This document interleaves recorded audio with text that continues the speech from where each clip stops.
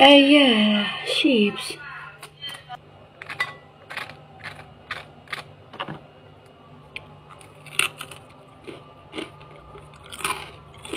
درك روحي ديري ابوني وجيم واكسبلور وبارطاج وكومونتير، باسكو على جال هاد لا ريسيت قريب تحرق لي الميكرووند. المهم جيبي الحبه تاع البطاطا، اغسليها مليح، اذا كنتي حطيبيها بالقشور حكيها بيان، واذا ما كنتيش حديريها بقشورها قطعيها وقشريها عادي.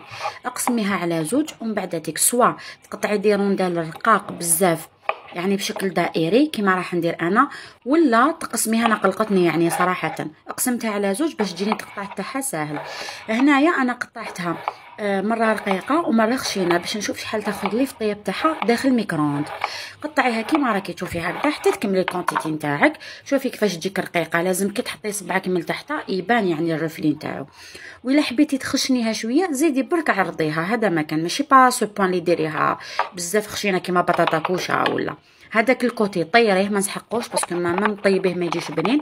تجيب المروريه وتقدري ما تقطعيها يعني بيدك وتجيك رقيقه لاباس بها بلا ما تعذبي روحك كي كنت ندير انا.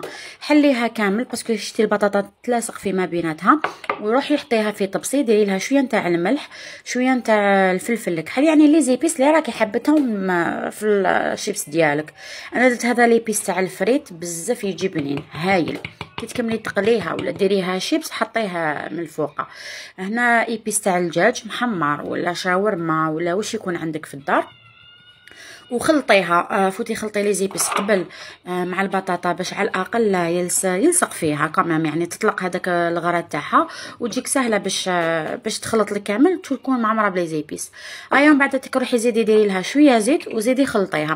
هنا علاش ديري زيت؟ باش كي تحطيها فوق الطبسي باش تدخليها الميكرووند ما تلصقلكش لداخل، باسكو انا كي سيتها لا بروميير فوا ما درتش الزيت لصقت لي. احكمي الطبسي تاعك تاني اللي راح يدخل دهنيه الميكرووند، دهنيه تاني بالزيت وست فيه هذيك البطاطا. يعني تحبي طبسي كبير ديري كونتيتي كبيره، عندك طبسي صغير تحطي فيه كونتيتي صغيره. انا هنا حبيت نزيد ليبيس هذا تاع الدجاج باسكو بنين في الطياب. حطيها داخل الميكرووند نتاعك، اشعليه في الدرجه تاع انه يكون سخون بزاف، وحطيه في نيميرو 7. اذا كانت رقيقه بزاف تديلك واحد 5 دقائق في الطياب تاعها، ما تجيك محمره بزاف ما تجيك بيضه. واذا كانت شويه خشينه تديلك 7 دقائق كيف. وعينك ميزانك عسيها كي تشوفيها بدات تتحمر لك نحيها، ويخرج لك شيبس صحي مقرمش ما يعاودش يطرى وبنين خير من تاع برا. نصيحه هنا، اذا شتي الميكروون تاعك سخن لك بزاف خليه يبرد ومن بعد كملي طيبي، باسكو هكذاك راح يديكلونشي لك كيما صرالي انا.